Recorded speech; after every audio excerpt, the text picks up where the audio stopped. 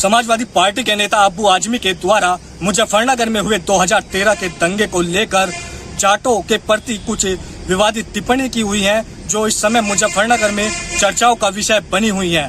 वहीं कुछ हमारे साथ मुस्लिम समुदाय के लोग हैं, आइए हम इनसे बात करते हैं कि इस विवादित बयान पर इनकी क्या प्रतिक्रिया है। जब भी इलेक्शन आते हैं आमतौर से इस तरह के बयानात या इस तरह की चीज़ें सामने आती हैं, उनको सीरियस नहीं लेना चाहिए। सबको पता है कि भाई यहाँ ख़ास तौर से मुजफ्फरनगर में मुसलमानों की और जाटों की मिलजुल कर रहने की एक लंबी तारीख़ है। बहुत अरसा पहले से आपस में मिलजुल कर रहते हैं, भाइयों की तरह रहते हैं। और 2013 में एक हादसा हुआ और उसमें कुछ ऐसे जाने गई जो बहुत कीमती थी और बहुत बुरा हुआ। दोनों तरफ का नुकसान हुआ, गलतफहमियाँ थी और दुश्मनियाँ पैदा हुई, लेकिन अब वो सारी चीज़ें ख़त्म हो चुकी हैं। यहाँ मुजफ्फरनगर में अब उन बातों का कोई ज़िक्र भी नहीं करता। ना जाट भाई हैं हमारे, वो भी इसको भूल जाना चाहते हैं और मुसलमान भी भूल जाना चाहते हैं और भूले हुए हैं।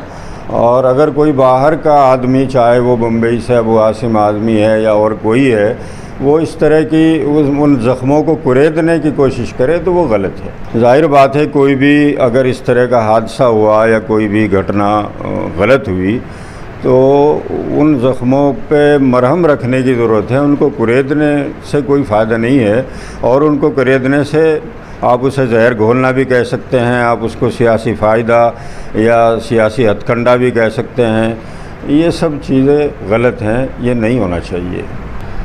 देखिए, असल बात ये है कि इस तरह के बयानात यकीनन दो बिरादरियों में, दो आपसी ताल्लुक़ रखने वालों के अंदर नफ़रत पैदा करती है। इस तरह के बयानात नहीं देने चाहिए। देखो, ये तो अपनी ज़ाती मसला है।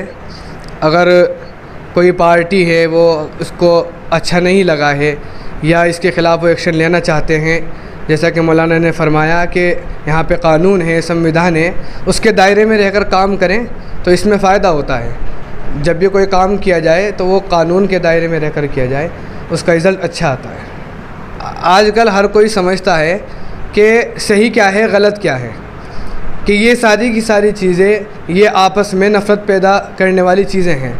इसको मुसलमान भी समझता है और जाट मुस्लिम भी समझते हैं, गैर सब समझते हैं कि ये चीज़ें जो हैं ये आपस में नफ़रत पैदा करने के लिए हैं। तो किसी के ख़िलाफ़ भी कोई बात कही जाए तो वो उसको खूब समझे कि ये हमारे ख़िलाफ़ इस्तेमाल की जा रही हैं, ये सियासत है लोगों की, तो इससे आदमी को बचना चाहिए जहाँ तक हो सके। चूँकि मुजफ्फरनगर वेस्टर्न यूपी में जाट मुस्लिम जो है बहुत प्यार मोहब्बत से रह रहे हैं।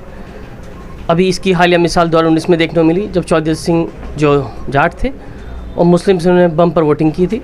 ये तो बहुत प्यार मोहब्बत से रहते हैं और यहाँ जाट जो है इतने मिलनसार हैं, इतनी मोहब्बत से रहते हैं कि हम लोग का भी जैसे उनसे वास्ता पड़ता है जाते हैं तो बिल्कुल ऐसा परिवार के सदस्य की तरह ही ट्रीट करते हैं। जाट बहुत अच्छे लोग होते हैं, बहुत मिलनसार होते हैं, सब लोग के काम आने वाले लोग होते हैं, बहुत प्रेम से मिलते हैं और पुरानी परंपरा है, बहुत ही मेहमान नवाज होते हैं। जाट मुस्लिम में कोई अब लड़ाई नहीं है। 2013 में एक आपस में फ्रैक्शन हो गया था, ये सब लोग भूल चुके हैं। बहुत लोगों ने मुजफ्फरनगर में मेहनत करी, चाहे चौधरी टिकैत रहे हों, चौधरी जैन सिंह रहे हों, हिंद मलिक जी रहे हों, बहुत लोग ऐसे हैं जिन्होंने काफ़ी इसमें मेहनत की है। देखो, ये तो राजनीतिक वो हैंगे, नहीं तो ऐसा कुछ नहीं है। वो सिर्फ 2022 के चुनाव की तैयारी है इनकी, राजनीति और नेता होगी हमारे। नहीं तो हिंदू मुस्लिम हम तो एक साथ रहना चाहते हैं जी, मिल के रहना चाहते हैं, सदियों से रहते हैं एक साथ। हाँ जी, यही करते हैं। नहीं तो हम तो सब हिंदू मुसलमान सब इकट्ठे रहना चाहते हैं जी। हम तो लड़ाई से बहुत दूर रहे हैं जी। देखो जी, ये तो राजनीतिक में है जी, सब टाइम पर ये भी अपनी टिप्पणी दे देंगे। क्या उनको ख्वाब आया था, सपना आया था कि जाट समुदाय ने उनसे माफ़ी मांगी है? कहीं दुनिया में ये, हिंदुस्तान में कहीं ये खबर तो है नहीं, ना किसी ने चैनल ने दिखाया है। फिर वो किस बेस पर कह रहे हैं कि वो साहब वो जाट समुदाय ने उनसे माफ़ी मांगी? और मांगने की क्या ज़रूरत थी? झगड़े तो इन्हीं लोगों ने कराए थे। ये समाज के अंदर गंदगी फैलाना चाहते हैं। अब वो समाजवादी की सरकार थी। ये असल में जब भी करीब चुनाव आएंगे, इन लोगों का काम है आपस में जो हिंदू मुसलमान में भेदभाव पैदा करना और इस किस्म की गंदगी फैलाना। इन लोगों का काम है, ताकि चुनाव में अपना जो है मिशन पूरा कर सके। कहलाते तो वही है भाई। आप ये समझिए, सब जवाब जो है वो अखिलेश का है, जो है वो आदमी का है। तो कहीं ना कहीं इनके पीछे अखिलेश सिंह यादव ही मुख्य ये है ही सबसे बड़ी बात। आप मुझे बताइए, प्रशासन इनका था, सब कुछ इनका था। क्या प्रशासन, आप मुझे बताइए कि एक प्रशासन अगर चाहे तो 1 घंटे के अंदर झगड़ा रोक सकता है? क्या इन्होंने रोका है? बताइए आप। इन्होंने तो और गंदगी फैलाई है वहाँ पर, उसको बढ़ने दिया ताकि लोग परेशान हों।